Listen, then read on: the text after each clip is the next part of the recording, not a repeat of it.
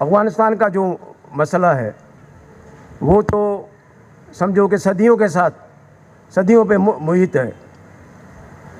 जब भी लश्करियों को, कबायलियों को ज़रूरत पड़ी है तो उन्होंने सिंध और हिंदुस्तान पे हमले किए हैं, और यहाँ पर जो यहाँ की माल गनीमत वो सारी लूट के वो अफ़गानिस्तान और उस तरफ ले जाते हैं।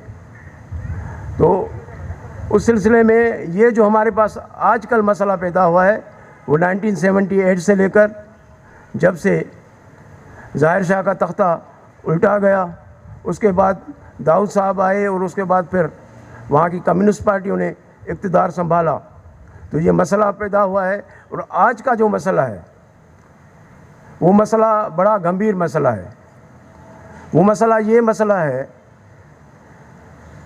कि हम जो यहाँ पर पाकिस्तान में लोग रहते हैं, सिंध, बलूचिस्तान, खैबर पख्तूनख्वा, हम एक अपनी तहज़ीब रखते हैं, हम इंडस सिविलाइजेशन का एक हिस्सा है और हमारी अपनी रहन सहन है। इस्लाम के हवाले से, इस्लाम हमारा मज़हब है अल्हम्दुलिल्लाह, मगर उसके हवाले से हमारी अपनी रवायात हैं।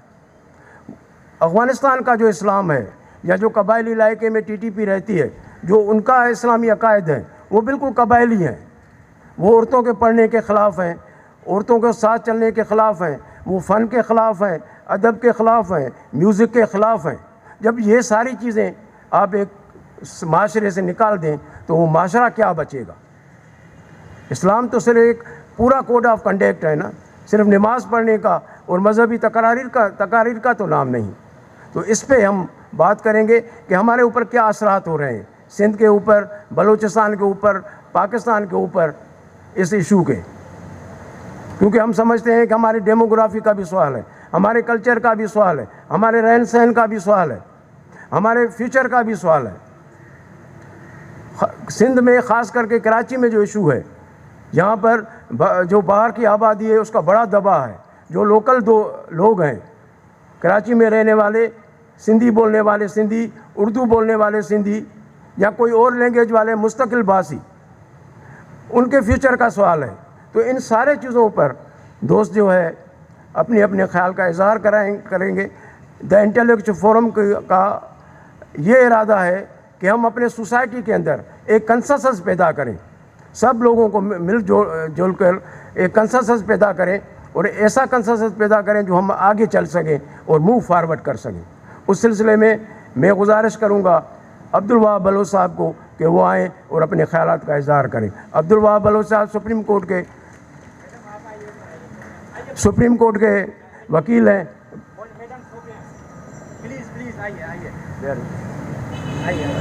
थैंक यू यूनुस भाई।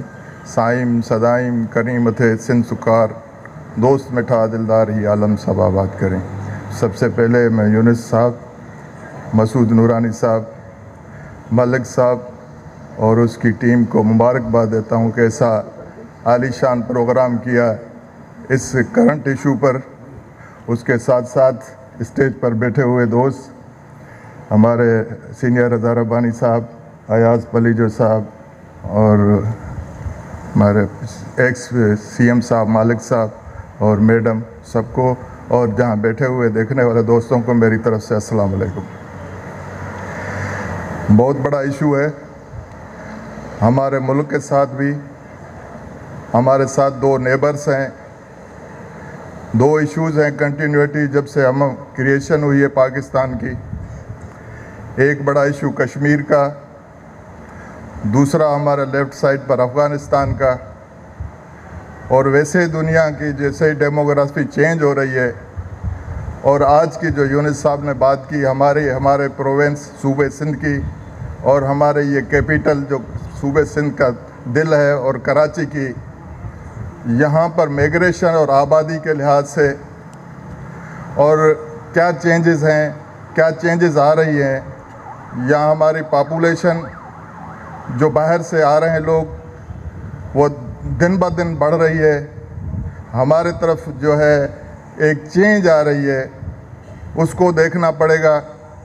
अफ़गानिस्तान का इशू आज से नहीं है, तकरीबन मुसलसल 40 साल से अफ़गानिस्तान में एक वारफेयर चल रही है।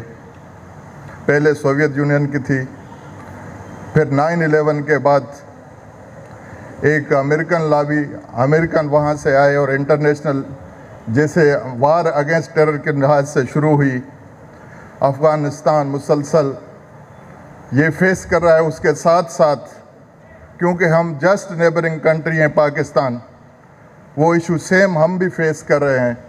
दोनों तरफ से जैसे हमारे जैसे 2000 से लेकर के 2010 तक हमारे मस्जिदें, हमारी इबादत गाहें, हमारे शहर सुइसाइड बम्बिंग में थे। एक बहुत बड़ा मसला था। वो मसला जो चलता रहा, तकरीबन हम जब अमन की तरफ जा रहे थे और तरक्की की तरफ ये खिता जा रहा था, अचानक ऐसा हुआ अभी 2021 और 2020 में कि इंटरनेशनल कुव्वतों ने अफ़गानिस्तान से हाथ निकाल दिया। यकदम कभी ऐसी चेंज नज़र नहीं आती किसी भी मुल्क में कि फ़ौजें चली जाएं और दूसरी कुव्वतें उठें और तकरीबन कब्ज़ा कर लें। ये जो कब्ज़ा हुआ है, अभी तक किसी मुल्क ने मेरे ख्याल में इस हुकूमत प्रेजेंट को रिकग्नाइज़ नहीं किया कि प्रेजेंट हुकूमत को रिकग्नाइज़ करें। लेकिन एक उसके साथ साथ दूसरी बात कि एक इंसानी अलमिया उठने वाला है हमारे पास। भूख, अफलास, लॉ एंड ऑर्डर सिचुएशन और दूसरे हकूक़ जैसे वेमन की बात की, जैसे बच्चों की बात की, जैसे सारी सिस्टम की बात की, वहाँ पर एक कोलैप्स है। ये इसको फारगेट नहीं किया जा सकता कि अफ़गानिस्तान के साथ अगर वहाँ पर अमन नहीं होता, वहाँ पर इंसाफ नहीं होता, वहाँ पर फंडामेंटल राइट्स को आप दोबारा नहीं बना सकते, तो एक ये बड़ा जो इंडिकेटर है हमारे लिए भी है और पूरी दुनिया के लिए भी है। ये अमेरिका के लिए भी है, ये ब्रिटिश के लिए भी है, ये यूरोप के लिए भी है। इसी को ताकतवर कुव्वतों को इंटरनेशनल लेवल पर हमारे उनको भी देखना पड़ेगा, यूरोप को देखना पड़ेगा, अमेरिका को देखना पड़ेगा, आपको इंग्लैंड को देखना पड़ेगा, पूरी दुनिया को देखना पड़ेगा कि यहाँ पर इंसानी ज़िंदगी को वापस रिवाइवल कैसे किया जाए। हमें इनको ऐसे छोड़ देना नहीं पड़ेगा कि वो खुद साख्ता उठेंगे और खुद साख्ता वहाँ डेवलपमेंट होगी। हमें नज़र नहीं आ रहा क्योंकि वहाँ पर हर चीज़ डिस्ट्रॉय हो चुकी है। हम इस वजह से ज़्यादा कंसर्न है पाकिस्तान का कि पाकिस्तान वहाँ स्टेबिलिटी देखना चाहता है, क्योंकि हम जस्ट नेबर कंट्री हैं उसके अफ़गानिस्तान की। हमें वहाँ पर बहुत ज़ोर देना पड़ेगा। हमें इंटरनेशनल कुव्वतों को भी इनवाइट करना पड़ेगा कि आप यहाँ आएँ, अफ़गानिस्तान में मदद करें। किसी भी तरीके से कोई भी कोशिश करें डायलॉग की कि वहाँ पर डेमोक्रेटिक प्रोसेस जो है वो वापस रिवाइवल हों और इंसानी ज़िंदगी वापस आए, एजुकेशन वापस आए, फंडामेंटल राइट्स वापस आए, औरतों के हकूक़ वापस आए। तो सारी चीज़ देखनी पड़ेगी। अफ़गानिस्तान की आबादी तकरीबन 4 करोड़ है, तो अब 2020 की बात कर रहा हूँ, तकरीबन 4 करोड़ बनती है। हमारे पास आबादी उससे डबल गुना है। और सिंध की बात कर रहा हूँ मैं, और पाकिस्तान की आबादी 5-6 गुना ज़्यादा है अफ़गानिस्तान से। इंसानी माइग्रेशन से तो हमें फ़र्क नहीं पड़ता इतना कि जितना हम देख रहे हैं, लेकिन हमें उनको प्रिवेंट करना पड़ेगा। हमें वहाँ उनके लिए ये कोशिश करनी पड़ेगी कि अफ़गानिस्तान में उनकी माइग्रेशन कहीं नहीं हो, और जैसे पहले इंसानी ज़िंदगी को हम कदर से देखते हैं उनको वहाँ पर रखा जाए, और वहाँ पर सारी कुव्वतों को, इंटरनेशनल कुव्वतों को, पाकिस्तान को, सबको उनकी वहाँ मदद करनी चाहिए। वहाँ पर हुकूमतें स्टेबल हों और वो कंसेंसस से हों, वो डेमोक्रेटिक प्रोसेस से हों, वो इंसान के हकूक़ के रिवाइवल से हों। ऐसे नहीं हम किसी को बिल्डोज करना चाहते, ना हमें ऐसे छोड़ देना चाहिए। सिंध की जहाँ तक बात आती है, सिंध में पहले भी हम देखते हैं कि बेरोज़गारी, न कोई मेडिकल की सहूलत, हमारे रूरल एरियाज़ में न किसी एजुकेशन की वो सहूलत है, जो स्कूल्स थे वो बंद हो रहे हैं। तो हमें पहले हमारी हुकूमतों को ये देखना चाहिए कि हम अपने लोगों के लिए क्या कर रहे हैं और उनको कैसे सिक्योर करें। उसको सिक्योर करने के बाद हम अफ़गानिस्तान के अवाम को भी मदद करें हम इंटरनेशनल कुव्वतों पर जो फॉरेन अफेयर्स हैं हमारे जोर दें कि वहाँ पर किसी न किसी तरीके से अफ़गानिस्तान हुकूमत को आमादा करें कि आप जो है इंसानी फंडामेंटल राइट हैं वो उनको दिलाएं। मेहरबानी, मैं पहला स्पीकर था और सबसे थैंक यू। अकबर साहब के गुजारिश कंदा से मलक साहब के तो बलो साहब के अजरक पर है। 20 साल अफ़गानिस्तान में अमेरिका रहा। आज पाकिस्तान की इस्टेब्लिशमेंट कहती है कि हमने जंग जीत ली है। 20 साल तो आप कोलिशन का हिस्सा थे। 20 साल तो आपने 20 अरब डॉलर कोलिशन फंड से लिए थे। आपने कराची जैकाबाद का एयरपोर्ट अमेरिकन को दिया था। आप भी तो जो भी उसके नफ़े नुकसान आते हैं उसकी ज़िम्मेदारी तो ले लेना। फ़ायदा जो है वो हमारे यहाँ के मुक़्तदर क़ुव्वतें ले लें, मुरायत याफ़्ता तबक़ात ले लें, और नुकसान जो है वो अवाम का हो, पिछड़े हुए गरीबों का हो, बम ब्लास्ट में वो मर जाएं। आज भी आप अफ़गानिस्तान में देख रहे हैं, कल कंदूस में बम धमाका हुआ है शिया कम्युनिटी के मस्जिद में, 100 लोग जो है मारे गए हैं। तो पहले तो अमेरिका के ख़िलाफ़ लड़ते थे, आज जो खुरासान है, दाइश खुरासान, वो किसके ख़िलाफ़ लड़ रही है? ये सारे सवाल या निशानात हैं। इस पे आज सेर हासिल बहस होगा। हमारे दोस्त साथी अयूब शेख साहब जो लोक वर्षा कमेटी के आर्ट्स काउंसिल के सदर भी हैं, मैं उनसे गुजारिश करूंगा कि वो आपको यहाँ खुशामदीद भी कहें और अपनी जो गुजारिशात हैं वो भी आपको रखें। अयूब शेख साहब। दोस्तों, स्टेज पे बैठे हुए हमारे मौजूदीन और सामने बैठे हुए ख़वातीन हज़रात, अस्सलाम वालेकुम। सबसे पहले मैं आर्ट्स काउंसिल ऑफ पाकिस्तान की तरफ से आप सब लोगों का शुक्रिया अदा करता हूं कि आपने इस प्रोग्राम में आकर हम सब का एतबार बढ़ाया है। और मैं मुंतज़मीन इस प्रोग्राम के जो मेज़बान हैं जनाब मसूद नूरानी साहब और उनकी जो टीम, उनका भी तहे दिल से शुक्रिया अदा करता हूं कि उन्होंने ये बर वक्त टॉपिक का इंतखाब किया और इस बारे में ये सारी मेहनतें की। अफ़गानिस्तान जो तारीख़ी तौर पर हमारे सामने आज मौजूद है, उस अफ़गानिस्तान की तारीख़ 5000 साल पुरानी है और सिंध या इंडस वैली उससे लगभग कोई 600 साल पहले की जो तारीख़ बताते हैं। लेकिन 3500 साल पहले सिकंदर आज़म वो अफ़गानिस्तान के रास्ते ही हमारे यहाँ से आए थे और बहुत सारे नॉर्थ के जो भी लश्कर कशी करने वाले लोग थे वो सिंध में आए थे, सिंध को नाराज़ किया था, ताराज किया था। सिवाय अरबों और ईरानों के बाकी सारे लोग नॉर्थ से आए थे और हमले आवर सिर्फ ये 2 अजनास थीं अरबों और ईरानों की जो इधर समंदर के किनारों से आई थी, देबल पे और बाकी जगहों पे लड़ाई हुई थी। एक बात बिल्कुल सीधी है, वो हम सिंधी में कहते हैं जैसी करनी वैसी भरनी। तो अरबी में कहते हैं कि अगर ऊँट लेना है तो अपने खेमे की छत को बड़ा करें ताकि ऊँट उसमें समा सके। हमारा पाकिस्तान, हमारा सबसे प्यारा मुल्क पाकिस्तान, उस प्यारे मुल्क पाकिस्तान की सबसे बड़ी प्रॉब्लम ये रही है कि वो उस व्यापारी की तरह है जिसको समझ में नहीं आता कि किस सिमत व्यापार करे।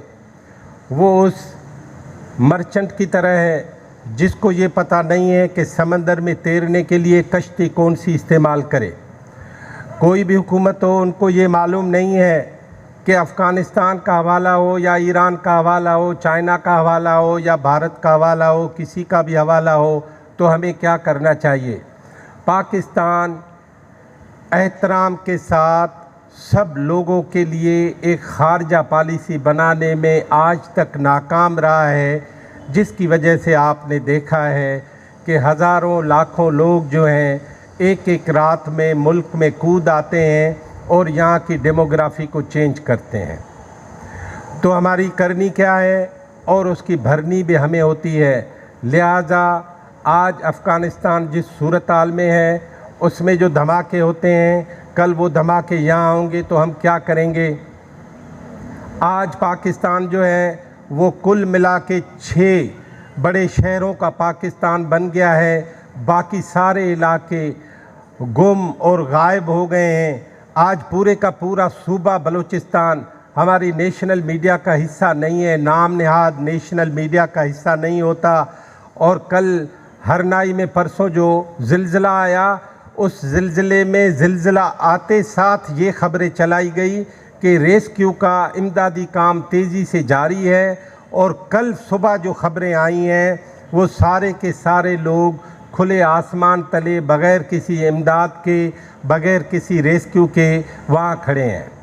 ये क्यों होता है? ये इसीलिए होता है कि हमने ये 75 साल पूरी की पूरी तारीख़ उल्टी पड़ी है। हमको ये मालूम है कि जो मीडिया कहेगा वही सच होगा। हमें ये बताया गया है जो हम बताएंगे उसको ही सच समझो।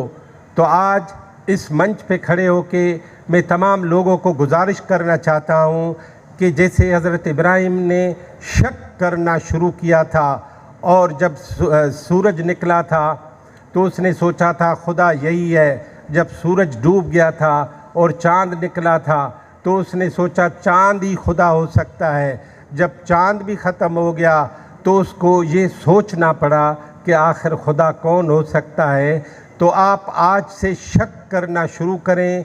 जो कुछ आपको बताया जाता है वो सही भी है या गलत है, जो भी आपको सुनाया जा रहा है वो दुरुस्त भी है या गलत है। और आज अफ़गानिस्तान के इस चौखट पे खड़े पाकिस्तान को ये सोचना पड़ेगा कि बाएहतराम खारजा पॉलिसी कैसी होती है।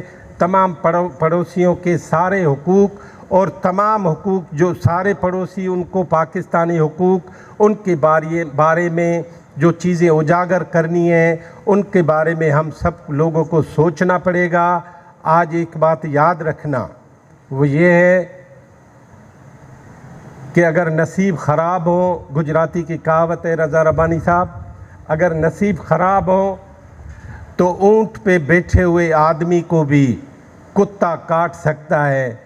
तो आप अपने नसीब को अच्छा करने के लिए ऊँट के गुजारे का भी काम करें और कुछ कुत्तों पे भी नज़र रखें। बड़ी मेहरबानी।